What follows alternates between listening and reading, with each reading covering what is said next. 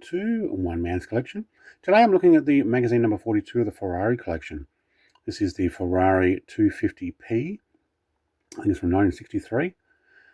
We do have a die-cast car, which has got a little bit of dust on it that I've been trying to clean off. But it is a great looking car. We'll have a look at that near the end. I'll briefly go through the magazine and see what you get in this particular issue.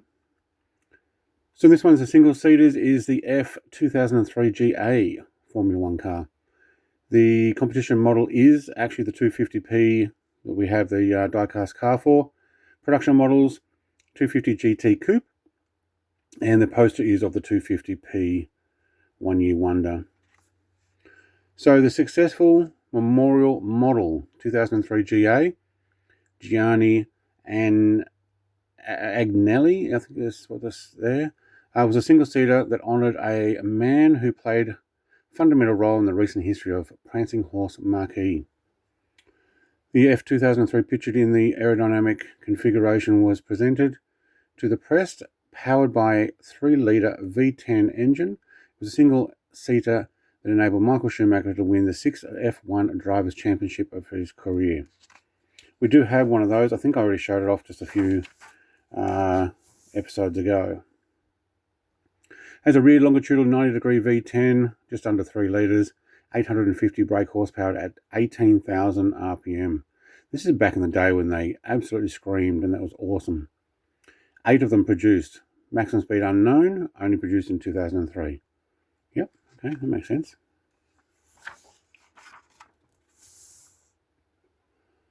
The honours list for this one is San Marino, first for Schumacher, third for Barrichello. Spanish, first and third again the same. First and third again for Austrian. Monaco was third for Schumacher. Canadian, first for Schumacher.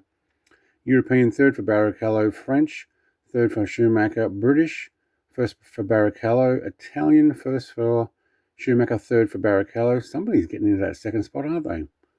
And the United States was first for Schumacher, and Japanese was first for Barrichello. Very good. I'm not going to read it all in detail. You can pause the video. Have a look if you wish.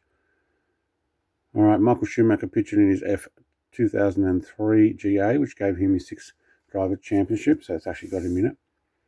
The 250p 1963 made a stunning impression of the world endurance races using competition for only 1 year. The reputation was enhanced by winning a model prestigious race of all, the Le Mans 24 Hour. It's a nice looking car.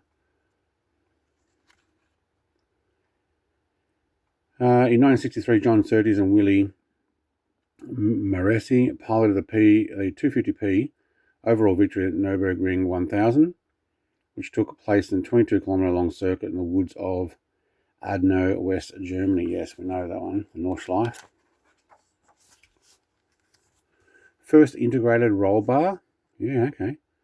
The great Ferraris, even though his brilliant racing career lasted just one season, the 250p played a strategic role in the history of Ferrari's competition cars. This was partly because it was one of the company's first 2-seater sports prototypes to adopt the mid-rear engine configuration, and its arrangement was then extended to a large number of Ferrari road cars. Yeah, okay, so it's kind of basically bringing in a whole new era with the rear engine, or rear mid engine. Do have a poster. It is in black and white. Not sure that's going to come completely onto the video there, but also the other side of the poster, and also the other side. If you take that poster out, you get the article continues there on the car here. So it is a mid-rear longitudinal 60-degree V12, just under 3 litres, with a 300 to 310 brake horsepower, 7,800 RPM. 4 produced. 290 km an hour, 180 mile an hour top speed at Monza and Le Mans ratio. Okay. It's an aluminium body, 2-door, 2-seat, tubular steel chassis. Nice. Honours list. First and second at Sebring. First at Nürburgring Le Mans was first and third, and Canadian GP was first with Rodriguez. Impressive one to debut. Yeah. They actually run these in the GP, Canadian GP. Huh. Back when they could put all sorts of cars in that, I guess. Moving on, classic road car with a history. We do have one of these models in the collection. I'm not sure if I've already shown it off. Got a whole bunch of 250s, very popular set. But the 250 GT, Pininfarina Coupe, the landmark Ferrari. Aside from featuring a stunning design, it was the first prancing horse model to be honoured in relatively large numbers. Yeah, the 250 really do well. Again, not reading everything in detail. Look at that nice white interior.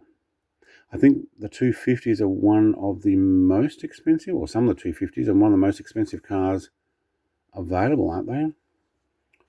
Like if one comes up to auction, it is going for many, many millions. Front longitudinal 60-degree V12 bore is it's a 2.953cc. Again, just under 3 litre. 3 Weber, 36 DCF. So that's a 36mm 3 Weber. 240 brake horsepower, 7,000 RPM, 260 km/h or 162 mph. 350 of these were produced between 58 and 60. Wow. There we go. I've got another one coming up in the next magazine. Magazine 43 is the 250 GTL model.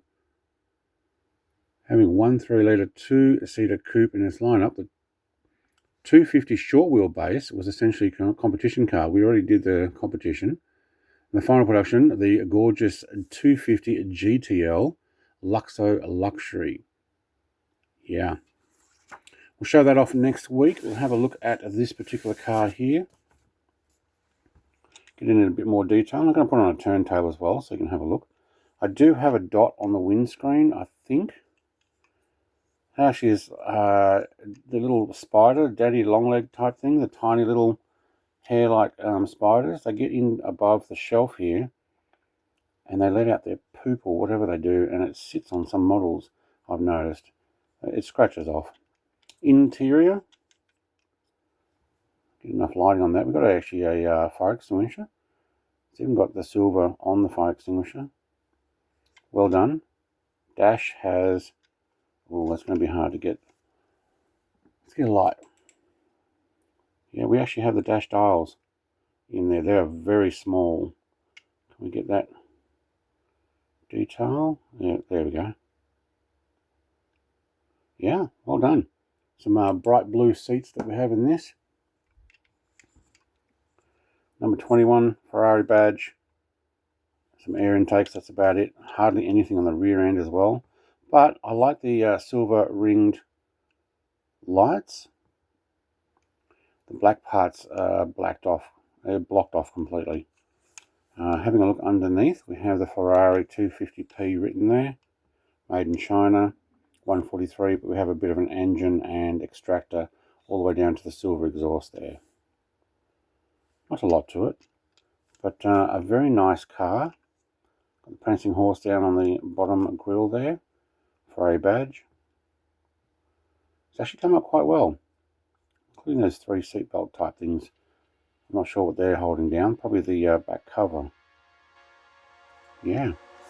I will put that on the turntable. You can have a closer look without my hands in the way. Thank you very much for watching. We'll come and have a look at that 250 next week, the longer GTL version. Like, comment, subscribe, all the rest. Cheers. Bye.